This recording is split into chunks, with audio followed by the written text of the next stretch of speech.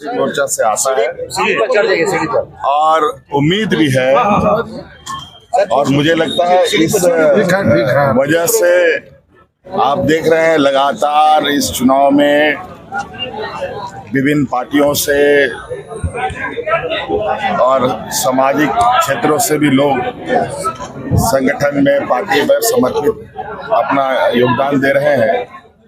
इन सब का मैं आभार प्रकट करता हूं और जो आशा विश्वास है और जो उम्मीदें हैं सरकार से, हम लोग अगली सरकार में उस उम्मीदों को पूरा करेंगे। जुनेद अनवर के साथ में एक तरह से कहा जाए कि पूरा जनसैलाब उमड़ पड़ा है, क्या कहेंगे सर? देखिए, अनवर जी काफी अनुभवी समाज सेवी और राजनीतिक क्षेत्र में रहे हैं और अल्पसंख्यक समुदाय में एक बड़ा नौजवान से लेके बुजुर्ग तक का सहयोग इनको प्राप्त होता रहा है और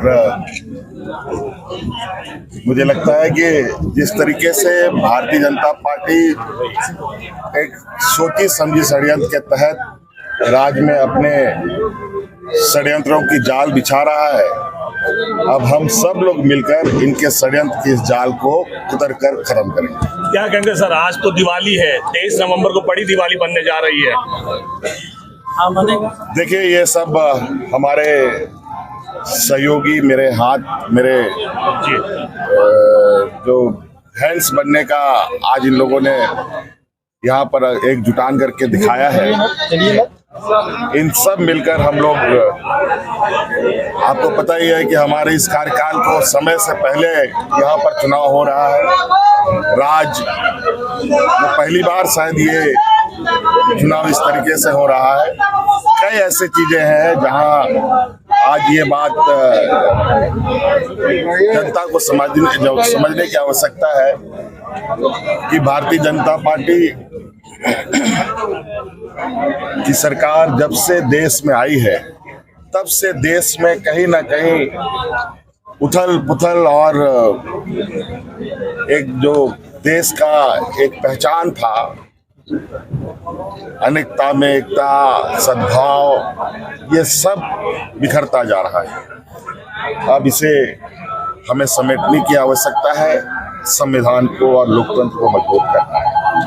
जिस तरह से हिमांता विश्व शर्मा का जो बयान आ रहा है कि अगर हमारी सरकार आएगी तो एनआरसी लागू करेंगे, इसके अलावा जो है बोला गया है कि जेएसएससी जो एग्जाम हुआ था उसका परीक्षा का पेपर जो लीक हुआ था उसको रद्द करेंगे। पहले वो अपना राज संभाले, उनका राज में क्या हालत है उनको खुद ही पता है।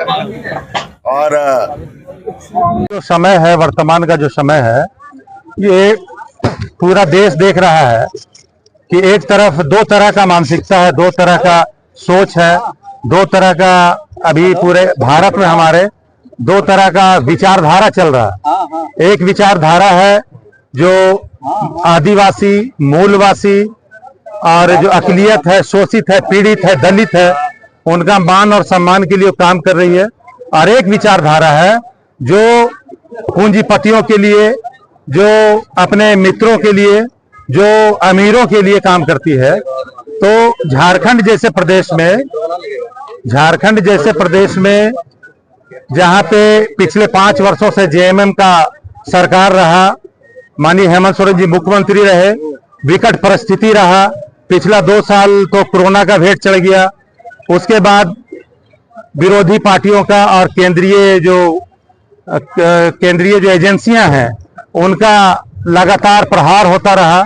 उसके बाद भी जिस तरह से अधिक रूप से, जिस तरह मजबूती के साथ झारखंड को इन्होंने चलाया और सरकार का जो पैसा है वो गरीब जनता के जेब तक इन्होंने पहुंचाया, आमतौर पर ऐसा होता नहीं है। बाकी जो पार्टियां हैं, बाकी जो सोच है, विचारधारा है, ये अपने लोगों को, अपने दोस्तों को फायदा पहुंचाती है, हजारों करोड़ माफ कर देती है। और दूसरी बात है कि जो और देश के दूसरे राज्यों में जहां भाजपा का सरकार है, आप देख सकते हैं कि छत्तीसगढ़ में भाजपा का सरकार बनता है, एक निरीह और गरीब आदिवासी के सर पर पेशाब कर दिया जाता है। आप मणिपुर में भाजपा का सरकार बनता है, हमारी बहन और बेटी को नंगा करके घुमाया जाता है। इनका सरकार जब यूपी में बनता है तो एक हरिजन मोछ नहीं रख सकता है, चप्पल पहन के नहीं चल सकता है, घोड़ा में नहीं बैठ सकता है। और मुसलमानों के साथ जो मॉब लिंचिंग पूरे भाजपा शासित राज्यों में हुआ है, उससे हम तमाम लोग भयभीत भी हैं और आशंकित है कि गलत लोग झारखंड में नहीं आए, झारखंड में हेमंत सोरेन का सरकार बने, ताकि तमाम धर्मों का मान सम्मान बरकरार रहे, तमाम हम हिंदू मुस्लिम सिख ईसाई मिलकर चले, न्याय हो, सामाजिक न्याय बहाल हो। इसीलिए हम अपने हजारों कार्यकर्ता के साथ यहाँ आज शामिल हुए हैं जेएमएम में। देखिए, जेएमएम में आने से पार्टी को काफी मजबूती मिलेगी। बहुत सारे लोग इसमें ऐसे थे जो भाजपा में भी थे, मुस्लिम होके भी। बहुत सारे और साथी मेरे ऐसे हैं, भाजपा के जिला अध्यक्ष हैं, मेरे साथ ज्वाइन किए हैं, भोक्ता जी, लातेहार विधायक जो अभी भाजपा से लड़ रहे हैं भाजपा का चुनाव, उनके अपने चचेरे भाई हैं बीरू जी, वो ज्वाइन किए हैं। तो काफी शक्तिशाली तौर पर ये भीड़ आया है और हम तमाम लोगों का एक उद्देश्य है कि किसी तरह भाजपा का नापाक जो मंशा है, हम झारखंड में उसको पूरा नहीं होने देंगे। एनआरसी के विषय में जहां तक आप लोग जानते हैं कि एनआरसी में देश के वो लोग जो सेकुलर है, सिर्फ मुसलमान नहीं, जो भी सेकुलर लोग हैं, सामाजिक न्याय के लोग हैं, वो तमाम लोग इसको खंडित कर चुके हैं और इसको बहिष्कृत कर चुके हैं कि इसको हम लोग नहीं मानेंगे। तो ऐसा नहीं है कि एनआरसी के खिलाफ में सिर्फ हम मुसलमान हैं, ऐसी बात नहीं है। एनआरसी से बहुत सारे लोगों को फर्क पड़ेगा। और जहां तक हेमंता बिश्व शर्मा की बात करते हैं, तो आप लोगों को मालूम नहीं होगा कि वो अपना पहचान छुपा के झारखंड में प्रचार और प्रसार कर रहे हैं। उन पर खुद यही भाजपा किट घोटाला का आरोप लगा के बड़ा आरोपी बना के और उसको एक हाईलाइट किया था कि ये गबन करने वाले हैं। आज वो भाजपा के वॉशिंग पाउडर में धोके धुल के आए हैं और यहाँ साफ सुथरा अपने आप को साबित कर रहे हैं।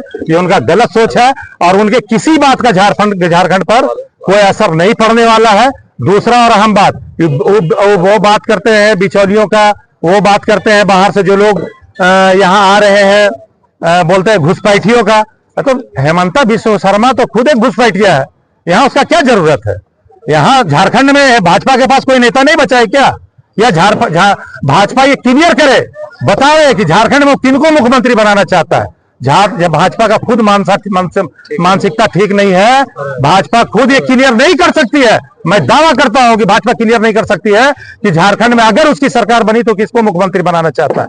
इसलिए उनके अंदर, अपने अंदर में काफी विवाद है, लड़ाई है और हम तमाम समूह जो यहाँ आए हैं भाजपा के मानसिकता को पूरा नहीं होने देंगे। हम लोग जितना नौजवान यहाँ जमा हुए हैं ना, उन्हीं को धक्का मार के बाहर करेंगे झारखंड से। और 23 तारीख के बाद आप देख लीजिएगा कि मुंह छुपा के वो भागेंगे। हमारे शिबू सोरेन जी जो किए हमारे मुख्यमंत्री, आज कोई माई का लाल नहीं किया होगा। देखिए, इनको कभी आज तक चांस मिला नहीं। इलेक्शन जीतने के बाद जब मुख्यमंत्री बने तो उस टाइम कुछ रोज तक तो अपना रोजना बनाने में रह गए। उसके बाद में उधर आ गया कोरोना, उसमें 2 साल रह गए। उसके बाद इसको बीच में सरकार, इतना बीजेपी सरकार पेर दिया कि इसको ईडी और सीडी लगा के करने लगा। उस बीच में कहां ले गया। तो इनको कहीं पर ही हम लोग को अस्थायी इनको रहने नहीं दिया गया। और यही एक मुख्यमंत्री ऐसा है कि कोरोना में हमारे झारखंड के लोग बाहर थे, उन सबको लाने का काम किए। और जो मेरा मुसीबत में काम, क्या लगता है कि हेमंत ही हिम्मत है? जो ये किए अभी तक कोई नहीं किया। और जहां तक लोग बीच में कहते, हमारे नेता माननीय मुख्यमंत्री श्री हेमंत सोरेन जी के साथ हम लोगों ने ये संकल्प लिया है कि आने वाले आगामी चुनाव में हम लोग पूर्ण बहुमत में आएंगे और जितने भी सरकारें, जितने भी लोग हम लोगों के बारे में आलोचना कर रहे हैं, उन लोगों को मुंहतोड़ जवाब दिया जाएगा। हमारे नेता माननीय मुख्यमंत्री जी के साथ हम लोग आगे बढ़ेंगे और कदम से कदम मिलाकर आगे चलेंगे। आज मुख्यमंत्री संबोधन में क्या कुछ आप लोगों को कहा? माननीय मुख्यमंत्री जी ने बताया कि देश में जिस तरह से जो सरकार हम लोगों के खिलाफ, मुस्लिम के खिलाफ, दलितों के खिलाफ, आदिवासियों के खिलाफ जो कार्य कर रही है, उन सबों से अवगत कराया हम लोगों को और बताया कि आने वाले, जब भी उनकी सरकार बनेगी, आने वाले चुनाव में जो भी प्रॉब्लम हम लोग फेस कर रहे हैं वो प्रॉब्लम हम लोग फेस नहीं करेंगे।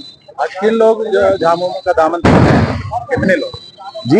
आज कितने लोग झामुमो में शामिल हुए? आज हम लोग हजारों की तादाद में अपने लातेहार विधानसभा से माननीय हमारे जुनैद अनवर साहब के साथ हम लोग यहाँ पे आए और हजारों की तादाद में हम लोगों ने यहाँ पे झामुमो का दामन थामा है। तो क्या इस बार लातेहार में बदलाव होंगे, झामुमो की सरकार बनेगी? झारखंड में बदलाव होंगे और लातेहार में भी बदलाव होंगे, और सरकार पूर्ण बहुमत से हम लोगों की ही बनेगी, झामुमो की ही बनेगी, और हम लोग का पूरा सहयोग रहेगा, पूरा साथ रहेगा हमारे माननीय शिबू सोरेन साहब के साथ।